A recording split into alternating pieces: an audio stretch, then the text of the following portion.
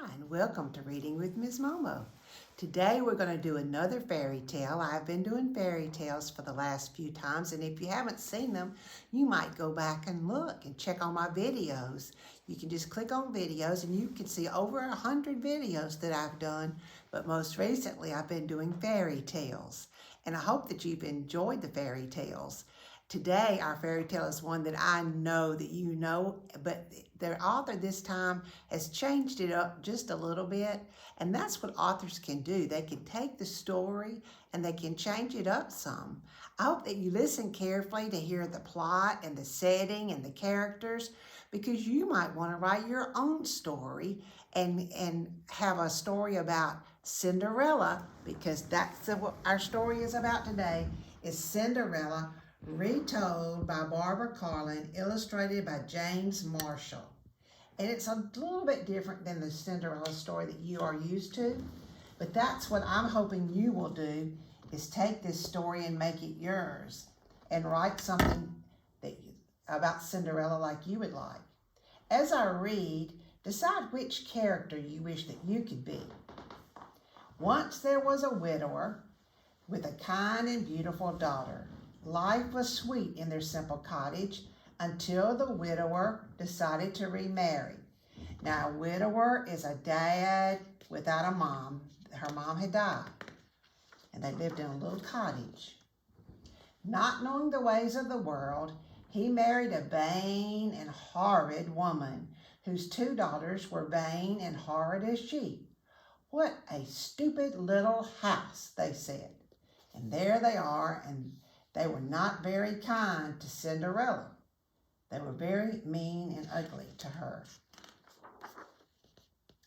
The widower's daughters was made to work like a servant in her own house.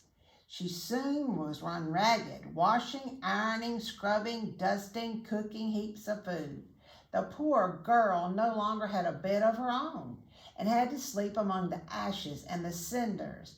And from that time on, they called her Cinderella. They called her Cinderella because she had to sleep by the fireplace in all the dust. And she, bless her heart, she had to work hard because of the stepmother and the stepsisters. They were not nice. Now it happened that the king of the land had a handsome son. The king's greatest desire was to see his son married. He decided to give a ball and invite all the fair maidens of the realm. So the king wanted his son to get married, and he invited all the girls in the whole area. When the king's messenger delivered the royal invitation, the dreadful stepsisters were overjoyed. Each one was convinced that she would win the princess's favor. On the day of the ball, Cinderella was exhausted from trying to make her stepsisters look beautiful. "Wouldn't you like to go to the ball?" they said, teasing her cruelly. "Oh, yes," said Cinderella. "Don't be ridiculous," cried the stepsisters. "What would a wretched mouse like you do at a fancy ball?" And they shrieked with laughter. And there they are getting all dressed up, and she's helping them get dressed up, and they're making fun of her and talking very mean and hateful to her. And that is not nice. You should never do that. Ever, ever, ever. Thinking themselves beautiful beyond words, the stepsisters left for the ball. "Don't be lazy bones while we're away," they said to Cinderella, "and think about all the fun that we're going to be having." After her stepsisters had gone, Cinderella went back to her chores. As she worked, she wept bitterly. "You look so miserable, child," a kind voice said. And there's Cinderella, and there they are leaving. And then she hears a kind voice. Wonder who the kind voice is. "Who are you?" said Cinderella. "I," replied the plump little woman, "I am your fairy godmother. Please tell me, why are you crying?" "I wanted so much to go to the ball," said Cinderella. "That would not be too difficult to arrange," said the fairy godmother. "But you must do as I say. First, fetch me a nice big pumpkin from the garden. So there's the fairy godmother talking to Cinderella, and she tells her that she's got to do exactly what she tells her, and she can arrange for her to go to the ball. Cinderella bought the biggest pumpkin she could find. Now, said the fairy godmother, I will require 6 white mice and a fine fat rat. Cinderella brought them live from the trap. And finally, said the fairy godmother, I must have 2 lizards. You might look behind the watering pail. Cinderella did as she was told. And look, she's brought the rats and the mice and the lizards, and the pumpkin. She's brought everything that the fairy godmother told her to bring. With a touch of her wand, the fairy godmother changed the pumpkin into a magnificent golden coach, the mice into 6 white horses, the rat into a jolly coachman, and the lizards into 2 sleek footmen.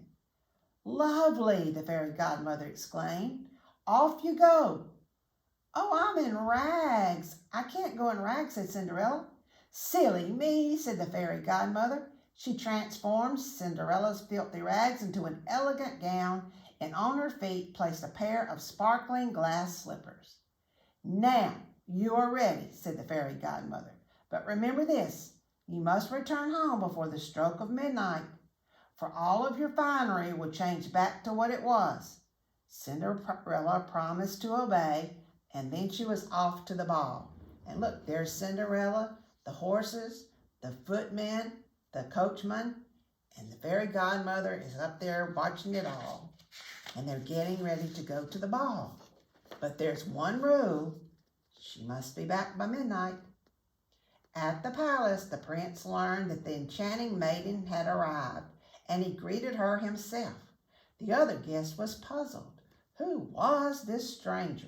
And there she is pulling up in the carriage, and he's waiting and watching. Completely smitten, the prince had eyes only for Cinderella. They danced every dance. Cinderella found herself deeply in love. She was so happy that she took no notice of the hour. Suddenly, the clock began to strike 12. Oh my goodness. Look, there the stepsisters watching as they're over here smiling at each other and falling in love. Remembering the warning, Cinderella ran from the prince's arms, out of the ballroom, down the steps of the palace, and in her haste, she lost one of her glass slippers. Wait, wait, cried the prince. I don't know your name. She has to hurry. Cinderella's golden coach sped away from the palace. With the stroke of 12, the fairy godmother's warning came true. The coach was changed back into a pumpkin, the horses back into mice, the coachman back into a rat, and the footman back into lizards. Cinderella was once again dressed in rags. Poof! And all the magic went back to the way it was. Discovering the tiny glass slipper, the prince vowed to find and marry the beautiful stranger. He traveled the kingdom far and wide, trying to find the slipper on every maiden's foot, but it fit no one. Finally, he arrived at Cinderella's house.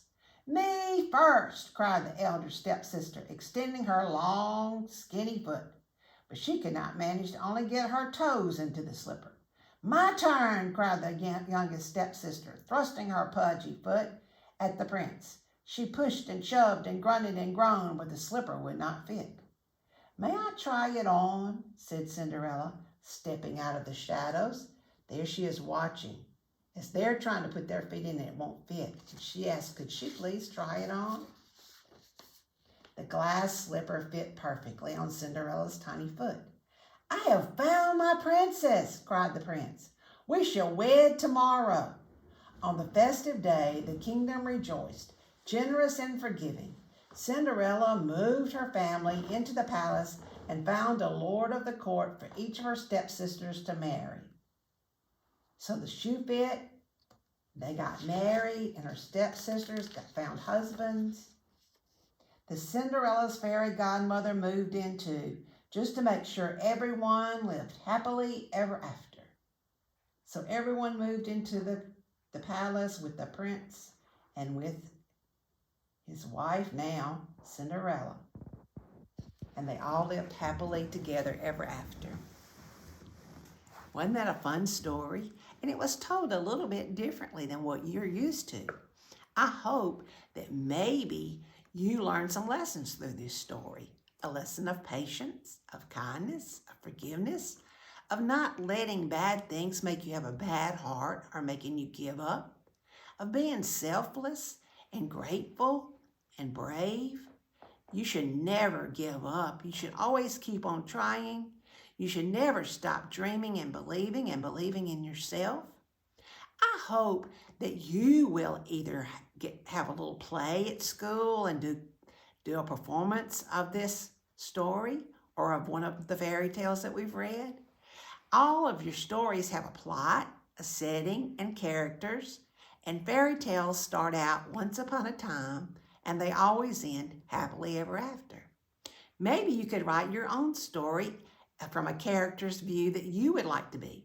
If I could have been a character in this story, I would have liked to have been the fairy godmother.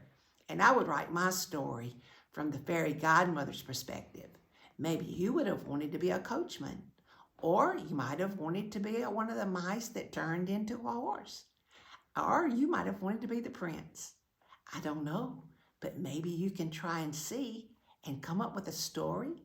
Or you can make your own little carriage out of a pumpkin that you find, or a paper, or a balloon, or something that you find that you can make a little carriage of your own, or little characters of your own.